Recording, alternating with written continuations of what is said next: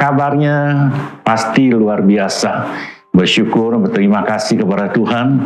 Saat ini minggu pertama bulan yang ke-7, ibadah kita disertai dengan perjamuan kudus.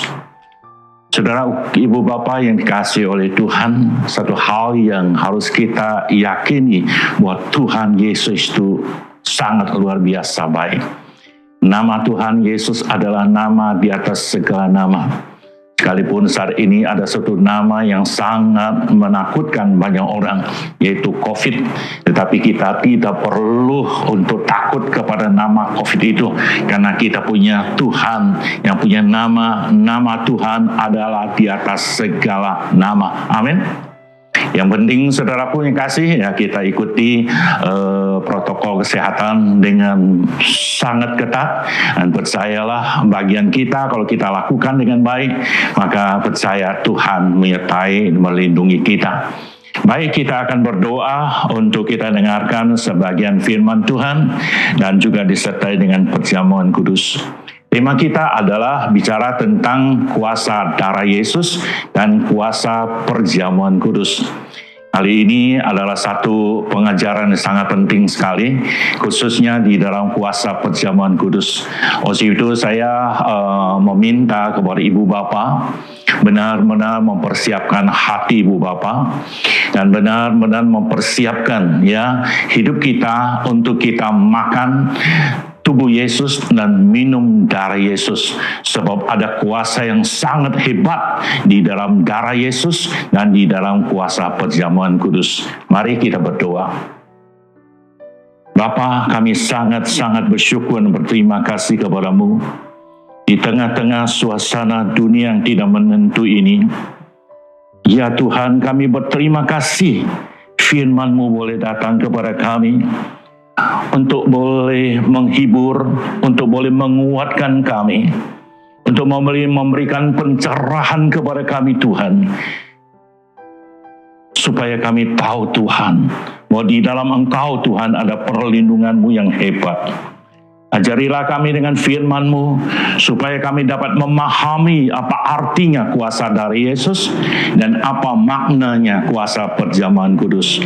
Dan biar itu bukan hanya sebagai pengetahuan kami, tetapi kami sungguh-sungguh alami kuasa Tuhan. Terima kasih Bapa. Sembunyikan hamba-Mu di balik salib-Mu, dan biar Roh Kudus sendiri akan memberikan kepada kami pengajaran. Sampaikan pengajaran kepada kami, supaya kami dapat melakukan firman-Mu. Di dalam nama Tuhan Yesus kami berdoa. Amin. Baik, mulai pertama saya ucapkan selamat ya kepada Ibu Asti, sudah ditabiskan menjadi pendeta penuh. Percayalah ketika saudara mendapat Ibu Pendeta Asti mendapatkan jabatan di dalam organisasi, percaya pengurapan Tuhan juga terjadi dalam kehidupan dan pelayanan Ibu Bapak. Salam hormat kepada semua sidang jemaat Tuhan di Bakat 4. Maju terus di dalam Tuhan, ya, jangan menyerah, jadilah pemenang.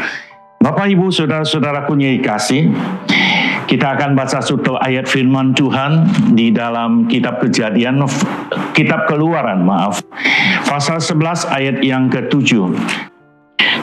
Tetapi kepada siapa juga dari orang Israel, seekor anjing pun tidak akan berani menggonggong, baik kepada manusia maupun kepada binatang, supaya kamu mengetahui bahwa Tuhan membuat perbedaan antara orang Israel dan orang Mesir. Saudara-saudaraku yang dikasih, ya, kita membaca satu konfirmasi yang sangat jelas. Di bagian terakhir dikatakan Tuhan membuat perbedaan antara orang Mesir dan dengan orang Israel. Satu pertanyaan, mengapa Tuhan membuat perbedaan? Atau hal apakah yang bisa membuat Tuhan membuat perbedaan? Dan Dan kita juga percaya bahwa Tuhan membuat perbedaan antara orang yang percaya dengan orang yang tidak percaya kepada Tuhan. Amin. Saudara-saudara punya kekasih, sekali lagi, mengapa ada perbedaan antara orang Mesir dan orang Israel? Mereka tinggal di satu tempat yang sama. Waktu itu orang Israel masih tinggal di Mesir. Tapi Tuhan katakan dia membuat perbedaan antara orang Mesir dan orang Israel. Dan kita pasti ingin tahu apa sih yang bisa membuat perbedaan. Saudara punya kekasih, jawabannya adalah karena ada darah atau tidak ada darah. Saya ulangi sekali lagi, yang membuat perbedaan adalah karena ada darah dan tidak ada darah. Kalau kita membaca pada pasal 12, ya, dalam kitab Keluaran, Tuhan perintahkan kepada Musa supaya orang-orang Israel itu yang membubuhi, mengoleskan darah di ambang pintu rumah mereka masing-masing. Karena pada malam itu ya ada tulah yang akan datang. Apabila dikatakan ada malaikat Allah itu melihat darah ya di atas ambang pintu, maka tulah itu lewat. Nah, kita coba baca ya ayat yang ke-7 dan kemudian ayat 13 dari pasal 12. Ayat 7 dikatakan, kemudian dari darahnya, darah domba yang jantan yang umur 1 tahun, haruslah diambil sedikit dan dibubuhkan pada tiang pintu dan pada ambang atas, pada rumah-rumah di mana orang memakannya. Ayat 13 dikatakan begini, dan darah itu menjadi tanda bagimu. Perhatikannya, darah itu menjadi tanda bagimu pada rumah-rumah di mana kamu tinggal. Apabila aku, Tuhan, melihat darah itu, maka aku akan lewat daripada kamu. Jadi tidak akan ada tulah kemusnahan di tengah-tengah kamu apabila aku menghukumi tanah Mesir. Jadi kita lihat di sini jelas yang membuat perbedaan. Ya, mengapa ada perbedaan antara orang Mesir dan orang Israel? Itu karena ada tanda darah itu.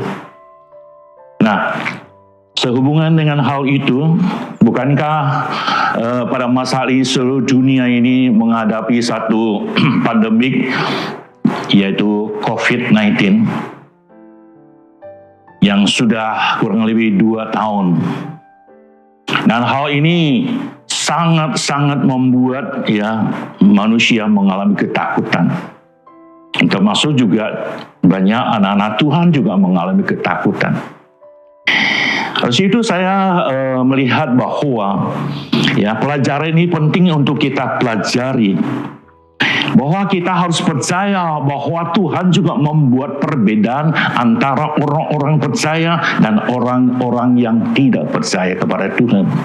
Saya percaya kita adalah termasuk orang-orang yang percaya kepada Tuhan. Amin. Nah, Allah akan membuat perbedaan jika kita lakukan perjamuan kudus dengan benar. Sebab di dalam perjamuan kudus yang kita makan, yang kita minum adalah tubuh dan darah Yesus. Ada tanda darah di dalam kehidupan kita. Nah, saudara-saudara punya kasih, orang Israel, sekalipun dia adalah suku Israel, seandainya pada malam itu tidak ada tanda darah di ambang pintu mereka, maka juga ada kemusnahan, ada kematian, ada tulah yang terjadi di dalam rumah mereka masing-masing. Tapi kalau seandainya orang Israel mereka melakukan dengan taat seperti apa yang dipesankan kepada Musa kepada mereka, mereka mengambil seekor domba jantan, ya harus jantan, yang umur 1 tahun, dan kemudian domba itu disembelih dan kemudian ambil sedikit darah dibubuhkan ke ambang pintu. Kalau mereka melakukan dengan benar, mereka mendapatkan perlindungan. Ya, orang yang lakukan dengan benar, mereka akan mendapatkan perlindungan. Demikian juga saudara-saudaraku yang kasih, ya, perjamuan kudus itu harus kita lakukan dengan benar. Tidak boleh kita anggap perjamuan kudus itu adalah suatu ritual bulanan yang kita sudah lakukan sejak dulu. Saya kira, saudaraku, ini hal yang harus kita bicarakan ulang-ulang, supaya kita tidak menganggap bahwa perjamuan kudus, ibadah yang serta dengan perjamuan kudus itu adalah hal yang biasa saja. Ya, dan kita harus mengerti bahwa ada kuasa di dalam perjamuan kudus itu sendiri. Sebab banyak orang, ya orang Kristen menganggap perjamuan kudus itu adalah hal biasa, ritual biasa, bahkan ada yang menyepelekannya, sehingga mereka tidak mendapatkan sesuatu, tidak mengalami kuasa Tuhan. Dan saya percaya apabila kita lakukan perjamuan kudus dengan benar, pengertian benar ini penting karena ada yang tidak benar. Ya, maka kita akan mengalami kuasa daripada perjamuan kudus itu. Amin. Baik, kita sama-sama membuka Alkitab di dalam surat 1 Korintus pasalnya yang ke-11. Kita akan memperhatikan apa yang disampaikan oleh Rasul Paulus kepada jemaat di Korintus. 1 Korintus pasal 11 itu ada satu perikop setelah ayat 16. Perikop itu berkata begini, kebiasaan-kebiasaan yang salah dalam perjamuan kudus. Ya, saudara perhatikannya, setelah ayat 16 itu ada satu perikop yang hitam tulisannya. Di situ dikatakan kebiasaan yang salah dalam perjamuan kudus. Rasul Paulus menegur orang-orang Korintus. Sebab orang-orang Korintus, orang-orang di Korintus sana memandang rendah akan perjamuan kudus.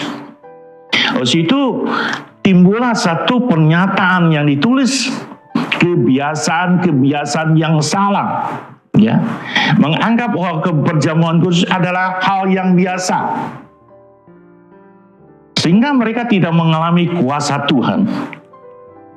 Dan bukan saja tidak mengalami kuasa Tuhan,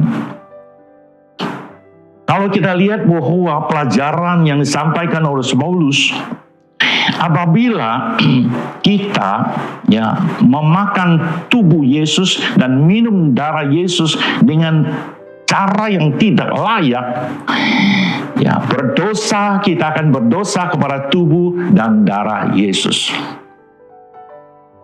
Oleh sebab itu, ketika saya memberikan pesan kepada ibu bapak bahwa tema kita adalah kuasa darah Yesus, karena kuasa darah Yesus itu adalah kuasa di atas segala kuasa. Darah Yesus sangat beda dengan darah kita manusia. Semua manusia darahnya ada dosa karena turun dari Adam dan Hawa. Tapi darah Yesus itu suci, kudus, tidak ada dosa. Karena darah Yesus itu turun dari surga. Yang percaya katakan amin. Darah Yesus itu turun dari surga karena Yesus itu lahir dari Roh Kudus. Sehingga darahnya itu suci. Itulah sebabnya darah Yesus itu layak untuk dikorbankan, ditumpahkan bagi penebusan dosa umat manusia. Amin. Itulah sebabnya ada kuasanya. Nah, ketika saya sampaikan perjamuan kudus ini, supaya saudara mempersiapkan perjamuan kudus, ya, apa yang terlintas di dalam pikiran saudara? Saya percaya saudara betul-betul memperhatikannya.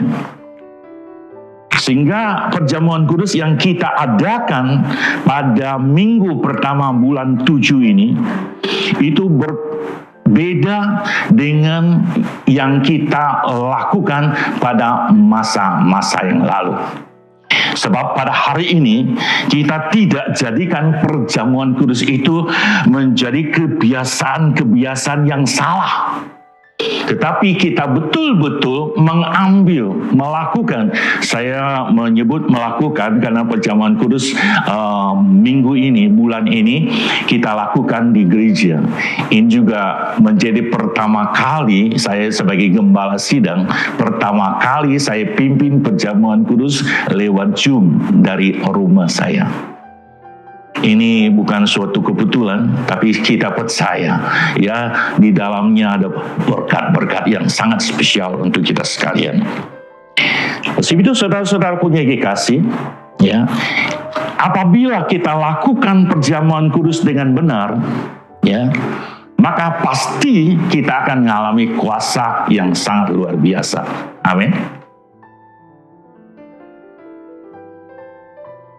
Apa akibatnya jika kita lakukan perjamuan kudus dengan tidak benar, tidak layak, tidak mempersiapkan diri kita? Ayat 27 dari 1 Korintus pasal 11. Jadi barang siapa dengan cara yang tidak layak makan roti atau minum cawan Tuhan, ia berdosa terhadap tubuh dan darah Tuhan. Perjamuan kudus yang kita terima, ya, roti dan anggur ini bukan lambang. Yesus tidak menyebut lambang, tapi Yesus katakan di dalam Matius, inilah tubuhku, ambillah makanlah. Inilah darahku, ambillah minumlah. Yesus tidak menyebut bahwa ini adalah lambang tubuhnya. Tetapi Yesus katakan, ya, coba kita baca di dalam Injil Matius pasal ke-26 ayat 26 dan 27, ya. Injil Matius pasal ke-26 ayat 26, dan ketika mereka sedang makan, Yesus mengambil roti, mengucap syukur, memecah-mecahkannya, lalu memberikannya kepada murid-muridnya dan berkata, ambillah, makanlah, inilah tubuhku. Jelas kan? Ini perkataan Yesus. Ayat 27, sesudah itu ia mengambil cawan, mengucap syukur, dan memberikan kepada mereka, dan berkata, minumlah kamu semua dari cawan ini, sebab ini adalah darahku. Jadi saudaraku, ini bukan lambang, tapi ini adalah tubuh Yesus, dan ini adalah darah Yesus. Caranya bagaimana? Kita harus percaya ini apa yang dikatakan oleh Tuhan adalah iya dan amin. Kita harus setuju dengan apa yang Tuhan sampaikan kepada kita. Nah, apabila kita melakukan perjamuan kudus dengan benar, sekali lagi ada kuasanya. Artinya kita harus mengakui bahwa apa yang kita makan, apa yang kita minum, itu adalah tubuh Yesus, itu adalah darah Yesus. Kita kembali kepada 1 Korintus pasal 11 tadi. Ayat 29. Karena barang siapa makan dan minum tanpa mengakui tubuh Tuhan, ia mendatangkan hukuman atas dirinya. Jadi ketika kita makan perjamuan kudus dengan kebiasaan-kebiasaan yang salah, ya, bukan saja kita tidak mengalami kuasa Tuhan, tapi justru kita dikatakan berdosa kepada tubuh dan darah Yesus. Dan kemudian ada hukumannya. Ayat 30 dikatakan, sebab itu banyak di antara kamu yang lemah dan sakit, dan yang tidak sedikit yang meninggal. ambil perjamuan kudus tapi tidak mengalami kuasanya. Karena apa? Karena menganggap itu adalah satu kebiasaan, tapi kebiasaan yang salah. Nah, ini yang harus kita perbaiki, ini harus kita rubah. Mindset inilah yang harus kita ubahkan, sehingga perjamuan kudus yang kita adakan mulai bulan ini dan seterusnya, ya, kita tidak menganggap bahwa ini adalah lambang, tapi benar-benar ini kita akui bahwa roti yang kita makan itu adalah benar-benar tubuh Yesus. Anggur yang kita minum adalah benar-benar daripada darah Yesus. Amin. Saudara-saudaraku yang kekasih, jadi ini hal yang penting sekali. Sekali lagi ketika kita makan tubuh Yesus, kita harus mengakui. Dengan hati kita mengatakan terima kasih saya boleh makan tubuh Yesus. Terima kasih saya boleh minum darah Yesus. Itu artinya kita mengakui bahwa perjamuan kudus itu adalah darah Yesus, itu adalah tubuh Yesus, sehingga ada tanda di darah di dalam kehidupan kita, dan itu akan menjadi perlindungan, dan itu akan membuat perbedaan dalam kehidupan kita. Amin. Selanjutnya kita akan belajar sedikit bahwa dengan kita mengakui tubuh Yesus dengan iman dan percaya, maka perjamuan kudus itu pasti saya katakan mendatangkan kuasa. Amin. Saudara mau mengalami kuasa?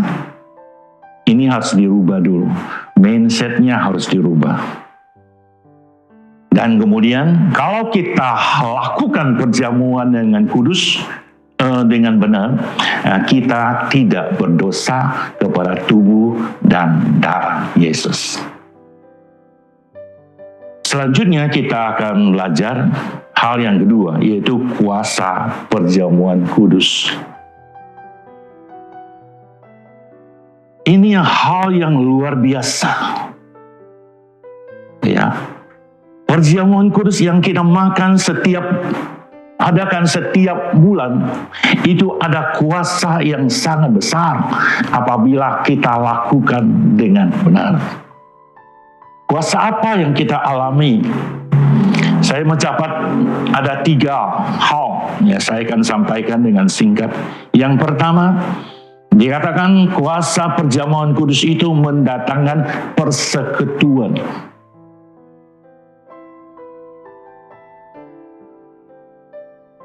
Kita baca di dalam 1 Korintus pasal 10 ayat 16 dan 17. 1 Korintus pasal 10 ayat 16 dan 17, demikian bunyi firman Tuhan. Bukankah cawan pengucapan syukur yang atasnya kita ucapkan syukur adalah persekutuan dengan darah Kristus? Ya, ada kata persekutuan dengan darah Kristus. Bukankah roti yang kita pecah-pecahkan adalah persekutuan dengan tubuh Kristus? Ya, ada kata persekutuan dengan tubuh Kristus. Karena roti adalah satu, maka kita sekalipun banyak adalah satu tubuh. Karena kita semua mendapatkan bagian dalam roti yang satu itu. Jadi, perjamuan kudus itu, ya, mendatangkan berkat apa? Berkat persekutuan. Ini luar biasa. Sebab ketika kita makan tubuh Yesus dan minum darah Yesus, ya kan? Ketika kita makan tubuh Yesus itu langsung masuk dalam tubuh kita. Benar? Ketika kita minum darah Yesus, yang kita akui ini adalah darah Yesus itu masuk di dalam tubuh kita. Sekarang tubuh Kristus, darah Kristus ada di mana? Ya, ada di dalam hati kita, ada di dalam hidup kita selama-lamanya. Inilah disebut persekutuan atau disebut manunggal. Yohanes 6 ayat 56 dikatakan, Injil Yohanes pasal 6 ayat 56, ini perkataan Yesus. Barang siapa makan dagingku, ya makan dagingku, dan minum darahku, ia tinggal di dalam aku dan aku di dalam dia. Amin. Yesus ada di dalam kita dan kita di dalam Yesus. Inilah yang disebut oleh firman Tuhan persekutuan. Saya kasih satu contoh gimana sih persekutuan itu penting. Ya, anggap ini bolpen adalah kita. Ya, ini adalah Tuhan. Ya, bolpen ini adalah saya dan saudara. Dan ini adalah Tuhan. Kita anggap ini ilustrasi. Yang namanya manunggal persekutuan itu begini. Kita tinggal di dalam Tuhan, Tuhan tinggal di dalam kita. Sekarang kita di mana? Di dalam Tuhan. Di dalam Tuhan. Di dalam Tuhan, Tuhan yang mengkusi kita. Amin. Amin. Tuhan yang melindungi kita. Ini luar biasa. Kalau kita benar-benar melakukan perjamuan kudus, kita tidak perlu takut dengan COVID. Amin. Kita tidak perlu takut. Yang penting kita harus lakukan perjamuan kudus dengan benar. Dan bagian kita untuk menjaga protokol kesehatan ya harus dengan ketat. Maksudnya tidak takut bukan berarti kita tidak usah pakai masker lah, tidak usah cuci tangan lah, ya, tidak usah jaga jarak, bukan itu maksudnya. Maksudnya takut di sini bukan berarti bahwa setiap waktu kemana-mana jadi takut, ya, bukan itu. Ya. Nah, saudara-saudaraku yang kasih, ketika kita ada dalam Tuhan, Tuhan di dalam kita, maka secara otomatis perlindungan Tuhan nyata dan kuasa Tuhan Allah bekerja di dalam kehidupan kita. Amin. Ini adalah berkat yang sangat-sangat luar biasa. Kemudian berkat yang kedua, ya, terjadi satu persekutuan, ya. Persekutuan dengan Tuhan adalah persekutuan yang sangat real dengan Tuhan. Ya, Tuhan di dalam kita, kita di dalam Dia. Kalau Injil Yohanes pasal 15, Tuhan dikatakan sebagai pokok anggur dan kita adalah sarang-sarangnya. Ketika kita tinggal di dalam Tuhan, Tuhan tinggal di dalam kita, maka kita akan berbuah banyak dan nama Tuhan dipermuliakan. Dan kemudian manfaat lain yang akan kita terima daripada perjamuan kudus, ya, perjamuan kudus itu mendatangkan pengampunan dosa. Satu ayat yang kita baca ulang kembali dalam Matius pasal 26. Matius 26 ayat 28. Sebab inilah darahku, darah perjanjian yang ditumpahkan bagi kamu, bagi banyak orang untuk pengampunan dosa. Tuhan Yesus inginlah supaya pada saat kita ambil perjamuan kudus ini, ya, kita harus pandang Yesus. Kita harus mengingat betapa besarnya kasih Yesus kepada kita. Amin. Ya, inilah yang namanya mengakui tubuh Yesus. Saudara-saudara pun yang kasih, Tuhan tidak minta untuk kita disalibkan, tidak. Dia cukup untuk dia salibkan itu sekali lagi. Dia mengingatkan kepada kita untuk mengadakan perjamuan kudus adalah untuk mengingatkan kematiannya. Mengingat kematiannya, mengingat korbannya. Ya, betapa besar kasihnya, betapa besar pengampunannya, betapa besar kelepasan yang kita alami di dalam perjamuan kudus ini. Ketika kita terima pengampunan, maka percayalah, ya, kelepasan terjadi. Ketika dosa kita diampuni, sakit penyakit pun jadi sembuh. Amin. Kemudian berkat yang ketiga dari perjamuan kudus itu mendatangkan hidup kekal. Kita kembali baca ayat terakhir, ya, di dalam Yohanes pasal yang ke-6.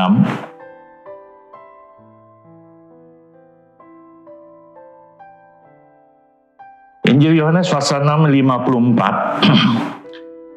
Barang siapa makan dagingku dan minum darahku, ia mempunyai hidup yang kekal, dan aku akan membangkitkan dia pada akhir zaman. Ayat 58. Inilah roti yang telah turun dari surga, bukan roti seperti yang dimakan nenek moyangmu, dan mereka telah mati. Barang siapa makan roti ini, ia akan hidup selama-lamanya. Amin. Inilah berkat perjamuan kudus yang sangat luar biasa. Mari kita lakukan dengan benar, dengan sikap hati yang benar, dan kita percaya ada berkat, ada kuasa yang sangat besar. Tuhan akan membuat perbedaan antara orang-orang yang percaya dan tidak percaya. Orang-orang yang melakukan perjamuan kudus dengan yang tidak benar. Baik, kita akan berdoa untuk perjamuan kudus yang kita akan adakan. Saya harap Ibu Bapak sudah mempersiapkan dengan baik.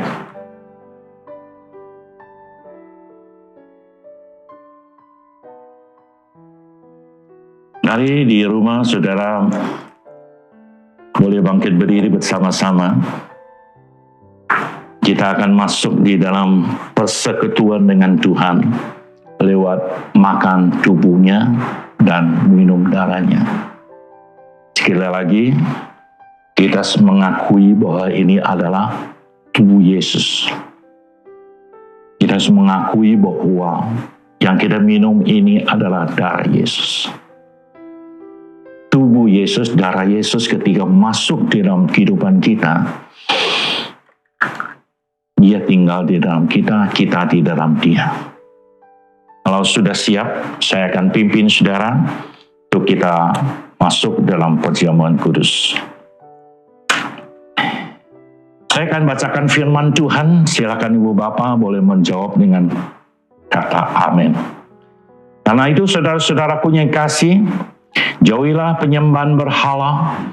Aku berbicara kepadamu sebagai orang-orang bijaksana, pertimbanganlah sendiri apa yang aku katakan. Bukankah cawan pengucapan syukur yang atasnya kita ucapkan syukur adalah persekutuan dengan darah Kristus? Amin. Bukankah roti yang kita pecah-pecahkan adalah persekutuan dengan tubuh Kristus? Amin. Nah, roti adalah satu, maka kita sekalipun banyak adalah satu tubuh. Karena kita semua mendapatkan bagian dalam roti yang satu itu. Mari kita angkat tubuh Kristus lebih tinggi dari kepala kita. Sebab apa yang telah aku teruskan kepadamu telah aku terima dari Tuhan.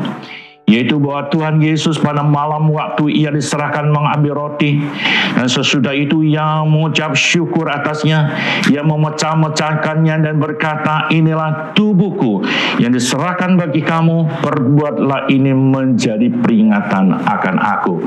Mari kita makan di dalam nama Tuhan Yesus.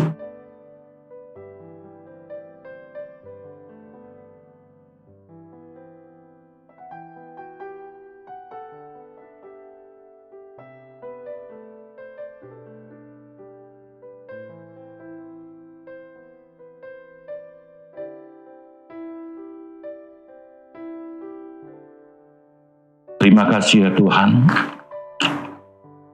kami boleh makan tubuh-Mu. Tubuh-Mu saat ini ada di dalam kehidupan kami untuk selama-lamanya. Kami boleh mengalami kuasa daripada perjamuan kudus ini. Selanjutnya mari kita angkat cawan ini lebih tinggi dari kepala kita. Demikian juga ia mengambil cawan sesudah makan lalu berkata, cawan ini adalah perjanjian baru yang dimeteraikan oleh darahku. Perbuatlah ini setiap kali kamu meminumnya menjadi peringatan akan aku. Sebab setiap kali kamu makan roti ini dan minum cawan ini, kamu memberitakan kematian Tuhan sampai ia datang. Mari kita minum darahnya Yesus. Kita akui bahwa ini adalah darah Yesus. Terima kasih Tuhan.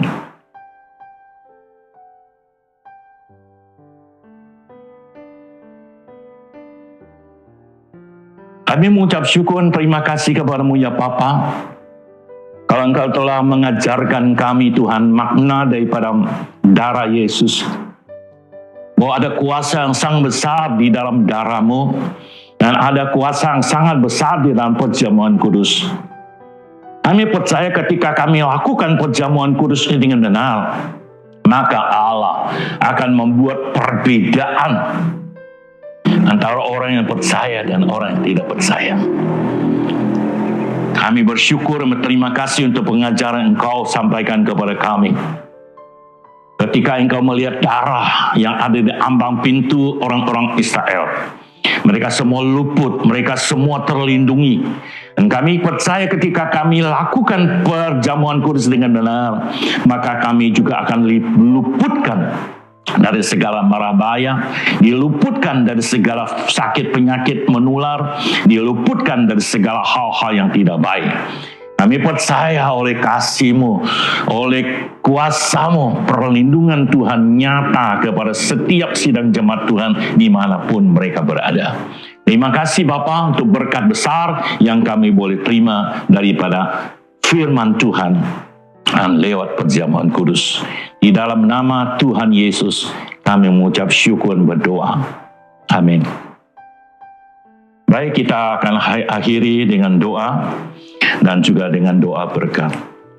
Akhirnya kami datang kembali kepadamu ya Bapa. Kami mengucap syukur dan terima kasih Bapa. Kalau minggu pertama bulan yang 7 ini kami sudah menerima pengajaran yang penting. Dan biarlah hal ini ya Tuhan boleh memperbaiki kesalahan kami. Kalau masa yang lalu kami menganggap bahwa perjamuan kudus itu adalah kebiasaan, tapi sekarang ini kami akan merubahnya, sehingga kami boleh mengalami kuasa yang luar biasa daripada perjamuan kudus ini.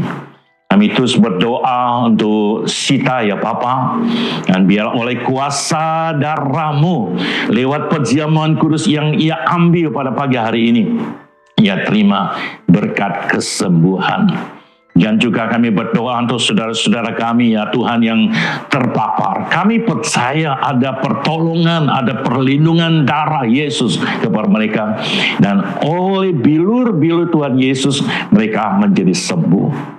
Terima kasih Bapak, berkati Ibu Asti sebagai gembala, berkati semua majelis di GGP Mazmuria Bakat 4, berkati semua sidang jemaat Tuhan yang ada, dan kami percaya bahwa kasih Tuhan terlalu besar dalam kehidupan kami. Saat kami punya hati untuk percaya kepada Tuhan, dan Tuhan pasti semakin nyata atas kehidupan kami. Terpujilah nama-Mu Tuhan. Di dalam nama Tuhan kami Yesus Kristus, kami mengucap syukur dan berdoa. Pada akhirnya saudara-saudaraku yang dikasih, angkatlah kedua tanganmu, arahkan hatimu, dan terimalah berkat daripada Tuhan. Tuhan memberkati engkau dan Tuhan melindungi engkau. Tuhan menyinari engkau dengan wajahnya dan memberi engkau kasih karunia. Tuhan menghadapkan wajahnya kepadamu dan memberi engkau damai sejahtera, yaitu damai sejahtera dari Allah Bapa di surga, cinta kasih daripada Tuhan Yesus Kristus, dan oleh kuat kuasa Roh Kudus menyertai kepada kita, memimpin, menuntun, memberkati kepada kita sekalian mulai hari ini sampai Tuhan Yesus Kristus datang kembali kedua kalinya. Haleluya. Amin.